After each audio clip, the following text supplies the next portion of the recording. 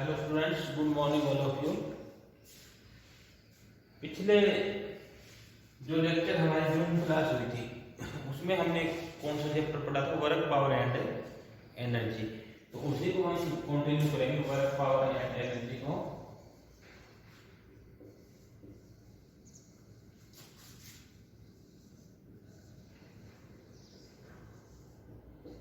Work power and energy, ठीक है। तो इसमें देखो क्या होता है कि हमने पढ़ा था work done is equal to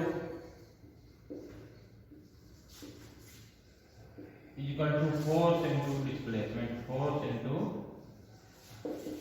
displacement, यही था, ठीक है। हमने काइनेटिक एनर्जी पढ़ी थी क्या? Half mv square. Potential energy भी हमने पढ़ ली थी, क्या होती थी? mgh, ठीक है। और क्या पढ़ा था हमने कि work done is equal to क्या होता था? Change in kinetic energy. Work done is equal to half mv square minus u square, मतलब चेंज इन काइनेटिक एनर्जी। ये चीजें भी हम पढ़ चुके हैं, ठीक है। अब हम ये जो वर्क डन था हमने क्या पढ़ा था? दिस वर्क डन ये किसकी वजह से था? एक कांस्टेंट फोर्स लगता था। हम ये देखते थे कि 10 न्यूटन फोर्स लग रहा है और 5 मीटर डिस्प्लेसमेंट होगा। क्या ये फोर्स क्या होता था? कांस्टेंट। क्या होता था? कांस्टेंट। मतलब क्या है कि मान लो किसी बॉडी के ऊपर हमने क्या किया, 10 न्यूटन फोर्स लगा दिया और ये यहाँ तक क्या था, जब तक डिस्प्लेसमेंट होती थी तब तक कितने न्यूटन लगता रहता था? 10 न्यूटन ही, मतलब एक कांस्टेंट फोर्स था। अब हम क्या करेंगे, इसके ऊपर एक वेरिएबल फोर्स लगाएंगे। तो वर्क डन बाय एक वेरिएबल फोर्स हम पढ़ेंगे।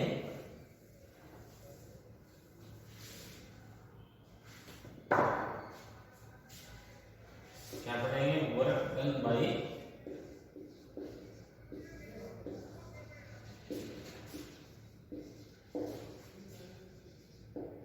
Variable force.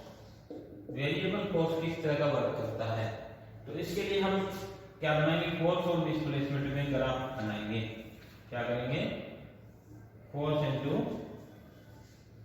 डिस्प्लेसमेंट में ग्राफ। इधर ले लेते हैं फोर्स, इधर क्या लेंगे? डिस्प्लेसमेंट, ठीक है। तो अगर कांस्टेंट फोर्स होता, फोर्स के साथ साथ डिस्प्लेसमेंट इस तरह से बढ़ती जाती, फोर्स क्या रहता है? कांस्टेंट। अब क्या है? Variable force. तो वेरिएबल में क्या है? फोर्स चेंज भी हो सकता है, कम भी हो सकता है, ज्यादा भी हो सकता है। तो मान लो एक इस तरह का फोर्स लगा, इस तरह का फोर्स लगा कि यहाँ पे फोर्स लगना स्टार्ट हुआ। तो ये हम लेंगे बॉडी की इनिशियल पोजीशन। इनिशियल पोजीशन क्या होती है? एक्स इनिशियल, और ये वाले क्या लेंगे? फाइनल पोजीशन एक्स एस, ठीक है। तो हमें यहां से यहां तक बॉडी का डिस्प्लेसमेंट हुआ है, यहां से यहां तक, और फोर्स क्या हो रहा है? चेंज हो रहा है। तो हमें क्या निकालना? Work done. तो इसके लिए हम क्या करेंगे? इसको ये जो पूरा का पूरा जो एरिया है इसको छोटी छोटी स्ट्रिप्स में बांट देंगे। मान लो बीच में एक स्ट्रिप बांटी इस तरह से, ये बिल्कुल स्मॉल डिस्प्लेसमेंट दिया। कितना डिस्प्लेसमेंट दिया? ये वाला, ये तो वाला फोर्स हो गया, और ये डिस्प्लेसमेंट हमने क्या दिया है? dx, dx, small amount of displacement. कितना डिस्प्लेसमेंट दिया हमने? dx, या डेल्टा x ले लो। क्या ले लो?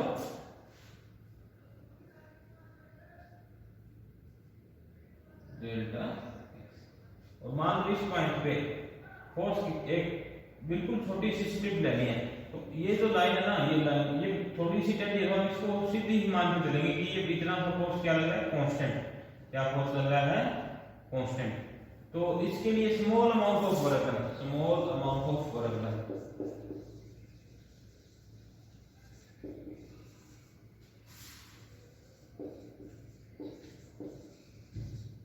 कितना आ जाएगा? Is equal to area of this strip. तो इस स्ट्रिप का नाम दे दो ए बी सी डी। क्या आएगा? या फिर एक बार इसका नाम मत दो, एबीसीडी नाम दे दिया ना, तो work done is equal to क्या आएगा, force into displacement, force into displacement. अब फोर्स कितना लग रहा है यहाँ पे Fx, और डिस्प्लेसमेंट कितना हो रहा है डेल्टा x। तो dw या delta w is equal to क्या आ जाएगा, is equal to Fx delta x। अब देखो Fx तो कौन से वाला है, फोर्स तो ये वाला है, और dx नहीं सॉरी फोर्स तो कौन से वाला है, ये वाला कांस्टेंट जो फोर्स लग रहा है, ये क्या है ऊपर की तरफ क्या है फोर्स, और ये वाला स्मॉल बिल्कुल स्मॉल स्ट्रिप ये क्या है dx, क्या है ये dx। तो लेंथ इनटू ब्रेड्थ, ये रेक्टेंगुलर स्ट्रिप है ना, तो इसकी लेंथ इनटू ब्रेड्थ क्या हो जाएगा area, equal to area of strip A B C.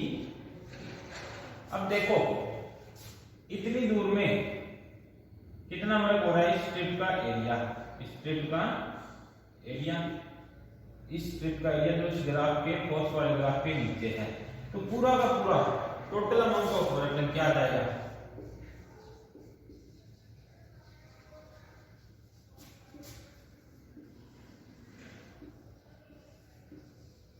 Total amount of work done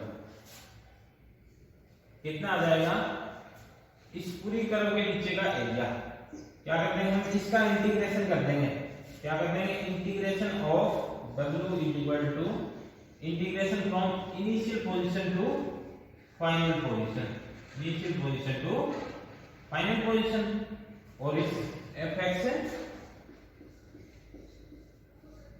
delta x, Fx delta x, delta x को हम लिख सकते हैं dx, Fx dx।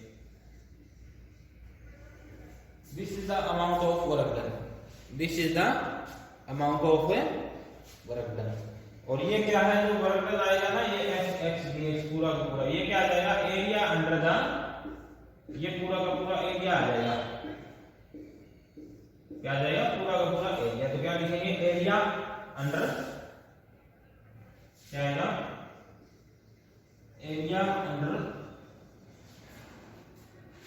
Force displacement graph, area under force displacement graph. इस ये जो graph है ना यहाँ से यहाँ तक, इसके नीचे का जो एरिया है वो क्या आ जाएगा, इसके इक्वल आ जाएगा वर्क डन।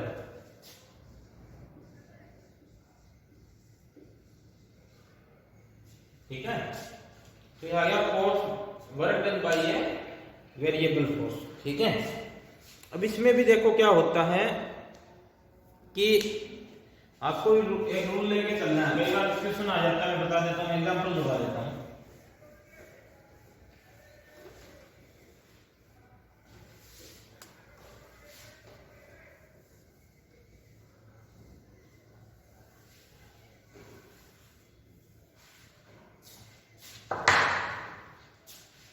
इसमें क्या होता है देखो कि ये होता है ना फोर्स डिस्प्लेसमेंट ग्राफ, इसमें मान लो हमने यहां से चलना स्टार्ट किया,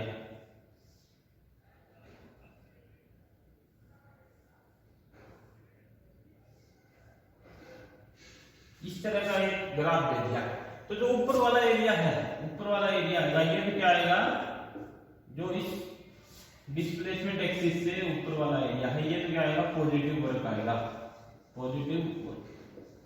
और ये वाला क्या आएगा नेगेटिव वर्क, क्योंकि इसमें फोर्स नीचे की तरफ है ना नेगेटिव फोर्स, तो ये क्या आएगा नेगेटिव वर्क। तो नेट वर्क डन आएगा वो क्या आएगा, इसमें से ये घटा देना आपने, वो क्या जाएगा नेट वर्क डन। ठीक है, तो इसमें देखो आपको एक एग्जांपल बता रहा हूं मैं,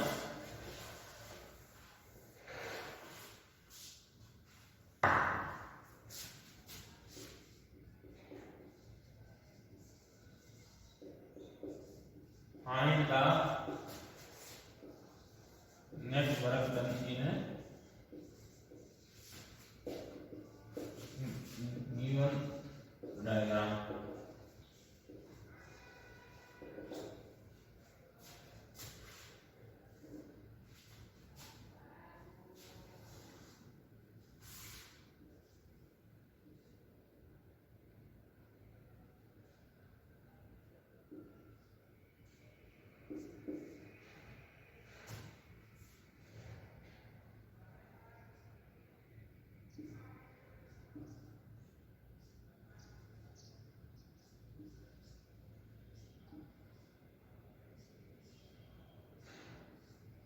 ठीक है, तो आप स्टार्ट कर लो कहां से, यहां से।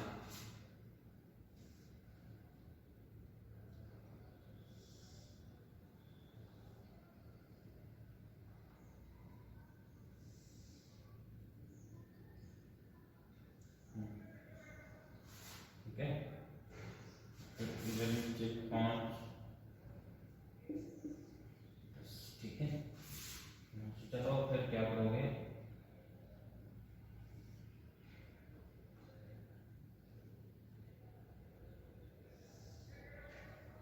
ठीक है, तो फिर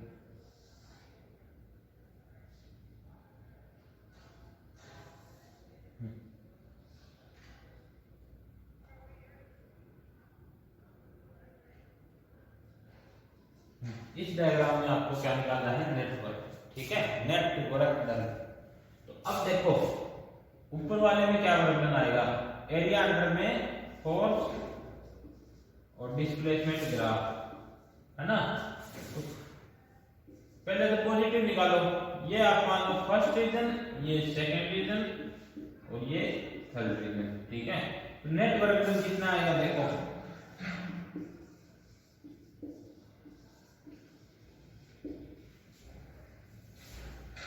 फर्स्ट रीजन का क्या एरिया आएगा, ट्रायंगल बन गया ना, ट्रायंगल का एरिया क्या होता है 1/2 इनटू बेस। अब इसका बेस कितना कितना है 3 - 1 कितना है 2 इनटू हाइट इसकी कितनी है 10। ठीक है, प्लस में सेकंड रीजन का फिर से कितना बेस है इसका 3, तो 1/2 इनटू में 3 इनटू हाइट इसकी कितनी है 10, और नीचे वाला क्या लेंगे माइनस में, तो माइनस क्या आएगा 10 इनटू 1, 10 इनटू 1, ये क्या बन रहा है रेक्टेंगल थर्ड रीजन। तो अब देखो क्या आएगा,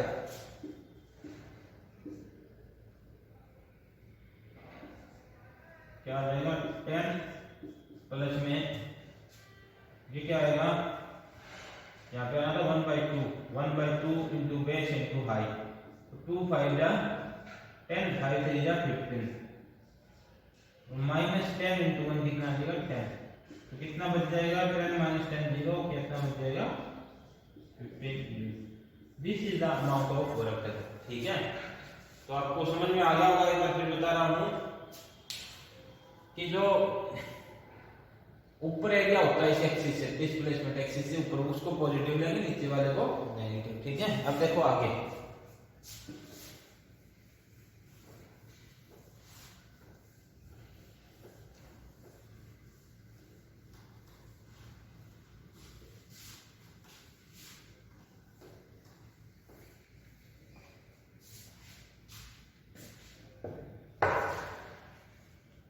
वर्क एनर्जी थ्योरम अपनी हो गई थी,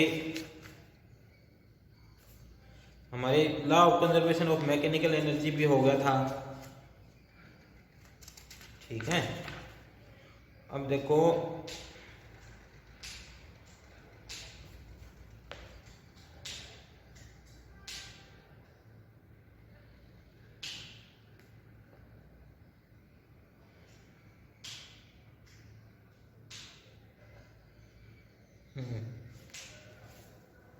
हमें एक वैसे ही आप ये मान के चल सकते हो कि आपका एक ये टॉपिक ही है, एग्जाम्पल दे रखा है आपके पेज नंबर 122 पे कि एक सर्कुलर मोशन में प्लेन वर्टिकल प्लेन में हम किसी चीज को घुमा रहे हैं, यहाँ पे पॉइंट आ गया बी, यहाँ पे ऊपर क्या है सी है, नीचे क्या है ए है। ठीक है, तो ये तो लोवेस्ट पॉइंट हो गया, ये तो क्या हो गया लोवेस्ट पॉइंट हो गया, ये हाईएस्ट पॉइंट हो गया, और ये क्या है बीच में जो पॉइंट हो गया। ठीक है, तो हमें क्या निकालना है कि कोई m मास की बॉडी है, कोई m मास की बॉडी है, मान लो यहाँ पे m मास की बॉडी है, इसको हम क्या कर रहे हैं वर्टिकल प्लेन में घुमा रहे हैं।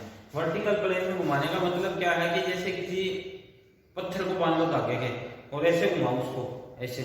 ठीक है, ऐसे घुमाओगे ना तो वो पत्थर ऐसे घूम रहा है वर्टिकल प्लेन में, खड़े प्लेन में। ठीक है, अगर ऐसे घुमाते हैं क्या होता है, हॉरिजॉन्टल प्लेन, क्योंकि पत्थर ऐसे घूम रहा है, ठीक है।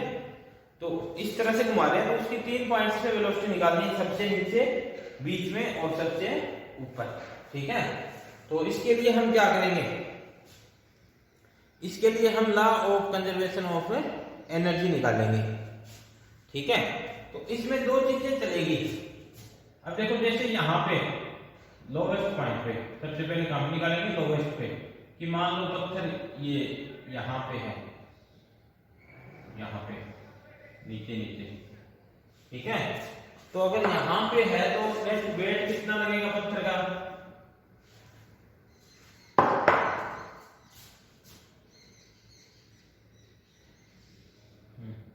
यहाँ पे ना वेट, पत्थर का वेट नीचे की तरफ कितना लगेगा mg, और ऊपर की तरफ टेंशन कितनी लगती है T8.8, टेंशन ये लगेगी सेंटर की तरफ।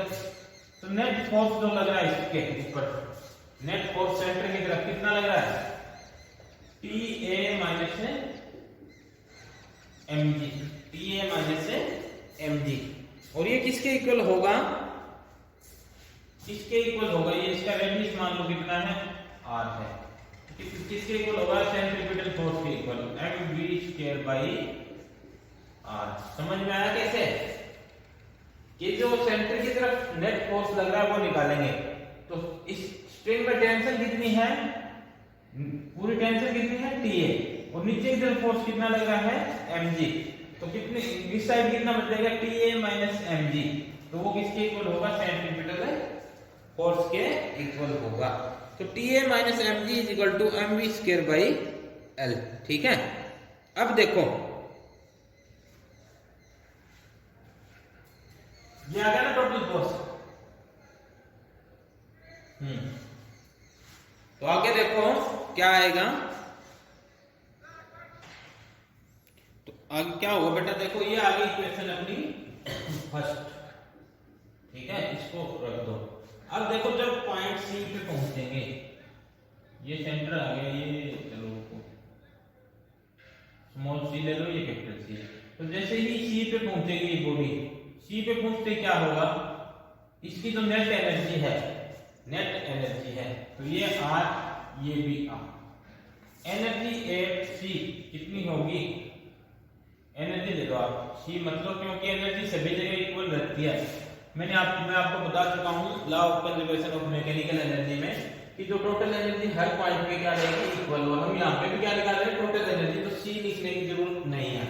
तो क्या आएगी, सबसे पहले क्या आएगी, हाफ mvhc², कि सी पे वेलोसिटी कितनी, काइनेटिक एनर्जी प्लस में पोटेंशियल इतनी एनर्जी कितनी होगी mg, और हाइट कितनी होगी r प्लस r, कितनी 2r, तो 2mg r, ठीक है, ये होगी इस पे एनर्जी।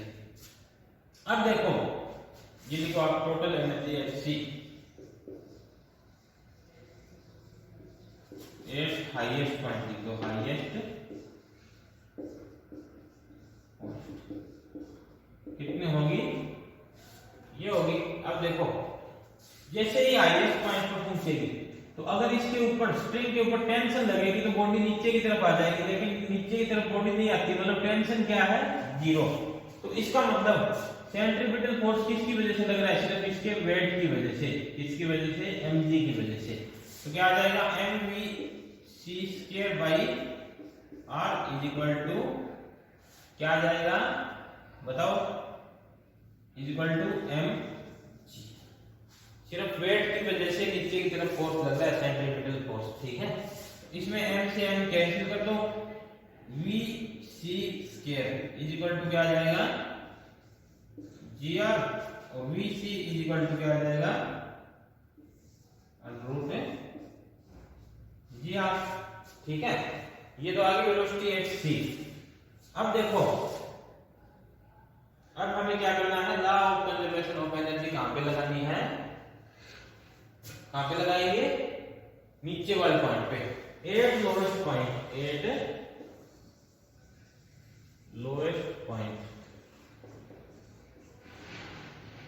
एनर्जी, एनर्जी कितनी आएगी, हाफ mv0², यही आएगी, प्लस में पोटेंशियल एनर्जी यहाँ पे कितनी होगी, 0, क्योंकि हाइट क्या है यहाँ पे 0 है, ठीक है। तो प्लस में पोटेंशियल एनर्जी की जगह 0। अब देखो according to law of conservation of energy, according to law of conservation of energy,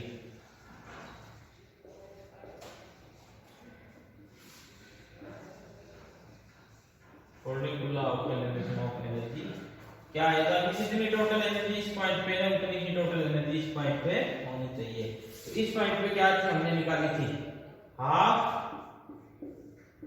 m और vc स्क्वायर की वैल्यू क्या है gr, तो gr half m gr plus में 2m gr, ठीक है। ये किसके इक्वल आएगी, half m v not square. अब देखो m इस साइड से कॉमन निकालो, m इस साइड से क्या हो जाएंगे, कैंसिल। तो v not square half v not square is equal to क्या बच जाएगा, हाफ gr प्लस में 2gr, कितना हो जाएगा 5/2 gr। अब 2 से ये 2 cancel, v not is equal to क्या आ जाएगा √ 5g, ये क्या आ जाएगी velocity at the lowest point 5gr, ठीक है। अब कौन सा बाकी रहेगा, b वाला, कि यहाँ पे कितनी वेलोसिटी आएगी। तो यहाँ पे भी आप law of conservation of energy लगाओगे, क्या लगाओगे, law of conservation of energy. तो क्या आएगी देखो, 8b टोटल एनर्जी क्या आएगी,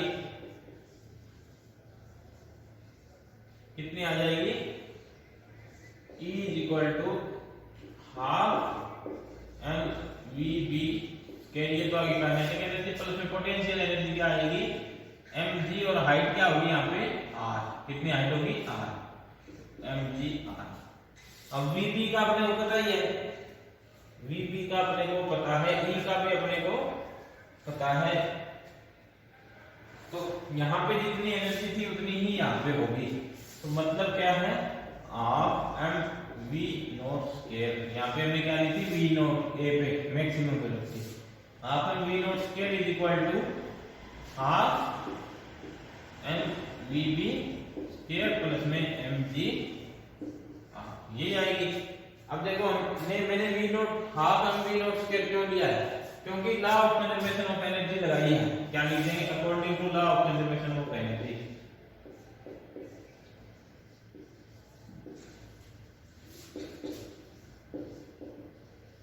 law of conservation of energy क्या कहती है कि जितनी इस पॉइंट पे टोटल एनर्जी है उतनी ही इस पे है। तो इस पे टोटल थी half m v not square, इस पे क्या है half m v b square plus में mgr, ठीक है। अब v नॉट की वैल्यू बदलो, तो हाफ m और v नॉट स्क्वायर क्या आया था 5gr, क्या आया था 5gr is equal to 1/2 m v b square plus में mgr, ये mgr इधर आके माइनस में हो जाएगा। तो 5/2 माइनस 1 क्या आ जाएगा, 3/2 mgr is equal to 1/2 m v b square, m से m कैंसिल, 2 से 2 कैंसिल, तो v b इक्वल टू क्या आ जाएगा √3gr। ये आगे तीनों जगह पे वेलोसिटी, vb पे क्या आई √3gr, v नॉट सबसे नीचे क्या आई √5gr और सबसे ऊपर क्या आई थी √gr। तो इसका मतलब यहाँ पे तो वेलोसिटी सबसे ज्यादा है, यहाँ पे थोड़ी कम, और यहाँ पे जाते क्या हो जाती है, सबसे कम हो जाती है जब हम किसी बॉडी को वर्टिकली घुमाते हैं ऐसे, ठीक है। अब आगे नेक्स्ट टॉपिक है potential energy of spring.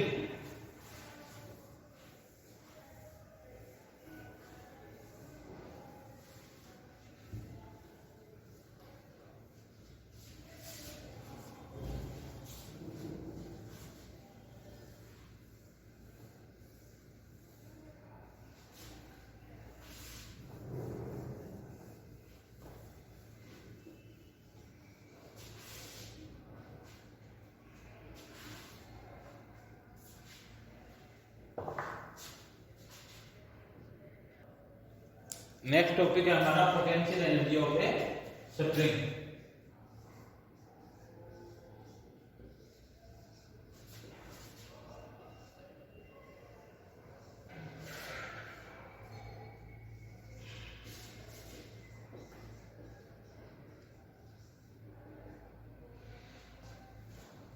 Spring की पोटेंशियल एनर्जी कब होगी? स्प्रिंग की पोटेंशियल एनर्जी वैसे मैंने आपको पहले भी बताया था, ये मान लो कोई स्प्रिंग है, ये क्या है? कोई स्प्रिंग, इसको एक साइड किससे बांध रखा है? किसी दीवार से बांध रखा है, ठीक है। अब इसको बांध के छोड़ रखा है जब तक तो इसमें कोई पोटेंशियल एनर्जी नहीं है, लेकिन जब हम इसको खींचेंगे, मान लो हमने इसको खींच के इतना लंबा कर दिया, मतलब इसमें डिस्प्लेसमेंट हमने कितना करवा दिया? x। तो इसमें जो फोर्स लगेगा, इसमें जो फोर्स लगेगा वो किस साइड लगेगा? वापस इस साइड। ये स्प्रिंग क्या कोशिश करेगा कि अपनी शेप को रिस्टोर करने की कोशिश करेगा, अपनी शेप जैसी थी ना वैसी ही लाने की कोशिश करेगा। तो मान लो हम इधर फोर्स लगा रहे हैं, हम इधर फोर्स लगा रहे हैं, तो स्प्रिंग इधर फोर्स लगाएगा इस साइड जो फोर्स लगाएगा उसको क्या बोलते हैं? Restoring force. Spring applies a restoring force, ठीक है। And this restoring force is directly proportional to displacement, ठीक है। अब देखो डिस्प्लेसमेंट किधर हो रहा है? इधर हो रहा है। फोर्स किधर लग रहा है? इधर, तो इसलिए इसके आगे क्या आएगा? माइनस। क्या आएगा? माइनस।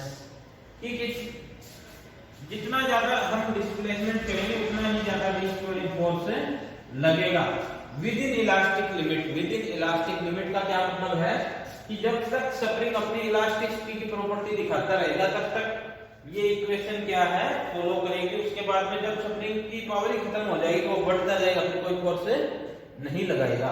तो restoring force is directly proportional to displacement. जितना ज्यादा डिस्प्लेसमेंट होगा उतना ही ज्यादा रिस्टोरिंग फोर्स लगेगा।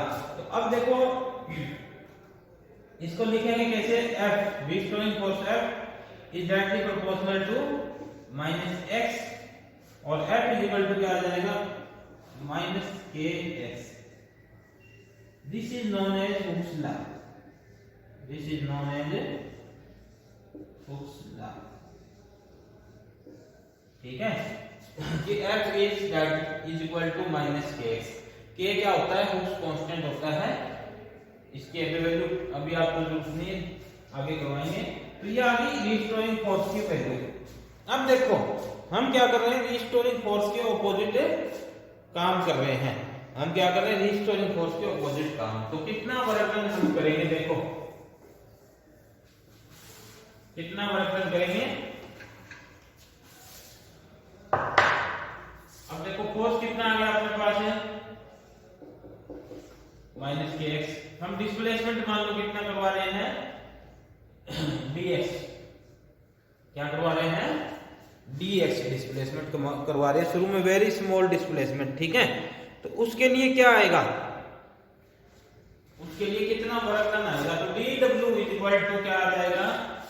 Minus kx dx, minus kx dx, ठीक है। अब पूरा वर्क डन कहां से कहां तक कि स्प्रिंग को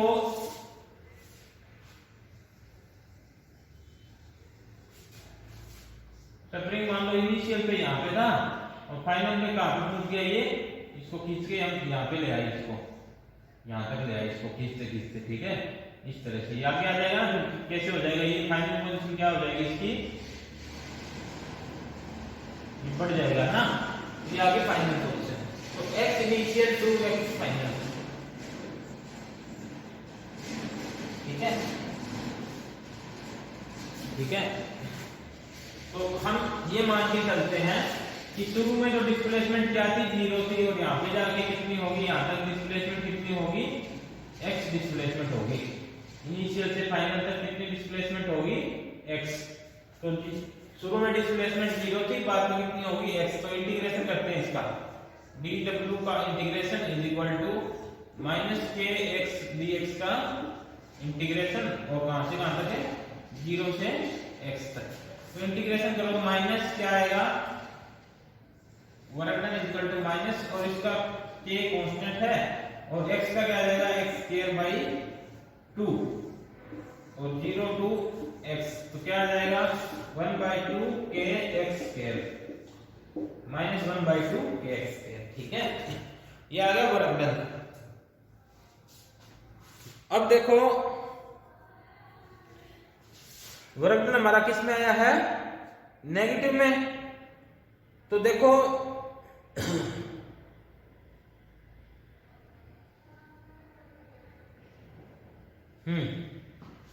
ये तो आया work done on spring, work done on spring या वर्क डन बाय स्प्रिंग। ये क्या है, वर्क डन बाय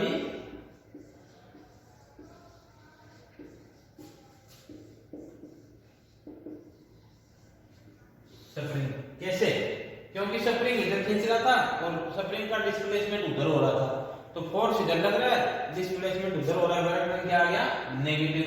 अब जो हम बाहर से काम कर रहे हैं, एक्सटर्नल वर्क कर रहे हैं, तो हम फोर्स भी इस साइड लगा रहे हैं बाहर से और डिस्प्लेसमेंट भी इस साइड कर रहे हैं, तो इसमें वर्क क्या आ जाएगा, work done by external agency क्या आएगा,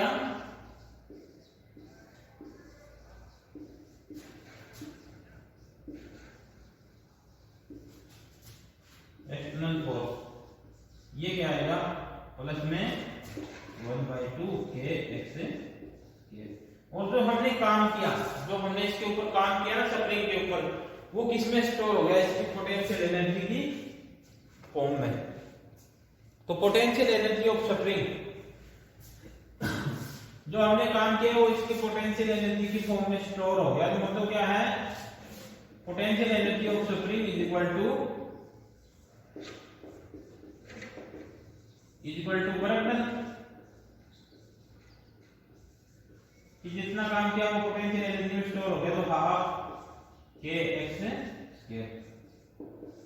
this is potential energy of spring. इसमें k तो क्या है, कांस्टेंट है, और x क्या है, डिस्प्लेसमेंट।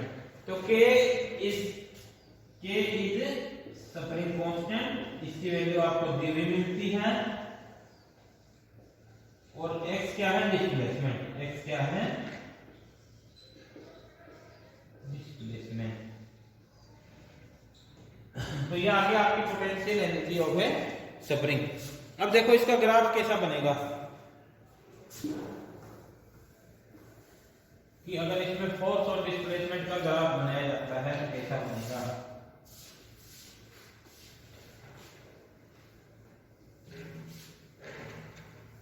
क्योंकि work done is equal to potential energy and work done is equal to area under force displacement graph, यही होता है ना। तो इसमें कैसा बनेगा, देखो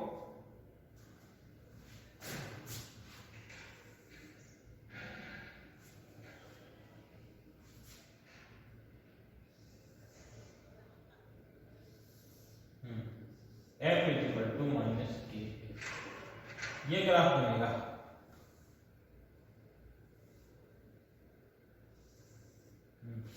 ये क्या है, डिस्प्लेसमेंट है, ये इधर क्या है, फोर्स।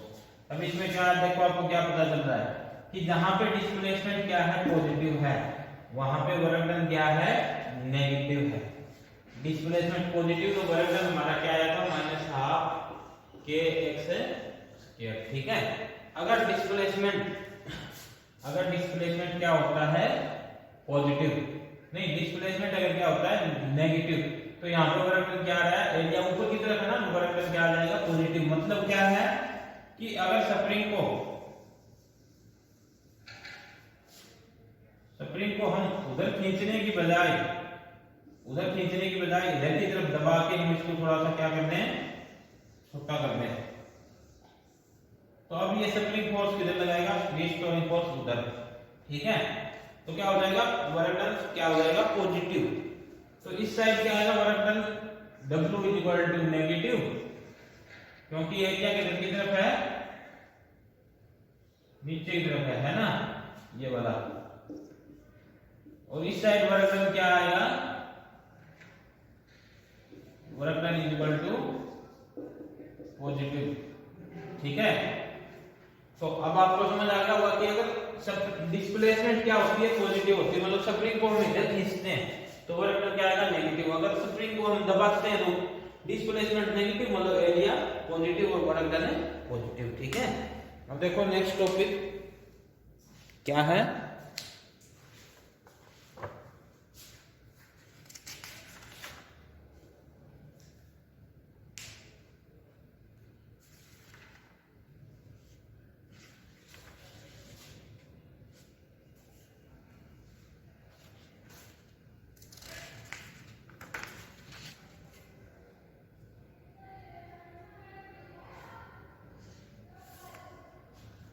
इसके बाद में हम कंजर्वेशन एनर्जी कर चुके हैं, इसका ग्राफ भी कर चुके हैं। तो नेक्स्ट टॉपिक हमारा आया है वेरियस फॉर्म्स ऑफ एनर्जी। कौन कौन सी होती है, हीट एनर्जी होती है, केमिकल एनर्जी होती है, इलेक्ट्रिकल एनर्जी होती है। ठीक है, एक होता है मास एनर्जी इक्विवेलेंस। ये क्या होता है, mass energy equivalence, mass energy equivalence. ये क्या होता है, E is equal to M C square, E is equal to M C square. इसका मतलब क्या है, डेल्टा एम सी स्क्वायर। कि अगर डेल्टा एम मास डिसअपीयर होता है, कि अगर डेल्टा एम मास गायब होता है तो उसकी वजह से कितनी एनर्जी रिलीज होगी, E, और वो किसके इक्वल होगी, डेल्टा एम इंटू सी स्क्वायर। सी की वैल्यू होती है 3 इंटू 10 की पावर 8 मीटर पर सेकंड। ठीक है, 10th क्लास में भी आप ये पढ़ चुके हो। इसके बाद में न्यूक्लियर एनर्जी आपको पता है, जो न्यूक्लियस के फिजन और फ्यूजन से निकलती है। ठीक है, तो इसके बाद आता है the principle of conservation of energy. ये भी हम पढ़ चुके हैं। क्या होता है कि energy can neither be created nor be destroyed but it can be transferred from one form to another. कि एनर्जी को हम ना तो क्रिएट कर सकते हैं, ना ही डिस्ट्रॉय कर सकते हैं, लेकिन ये इसको एक फॉर्म से दूसरी फॉर्म में चेंज कर सकते हैं। इसके बाद में हमारा एक टॉपिक रहता है कोलाइजन्स। ये पढ़ेंगे हम नेक्स्ट लेक्चर में। Thank you.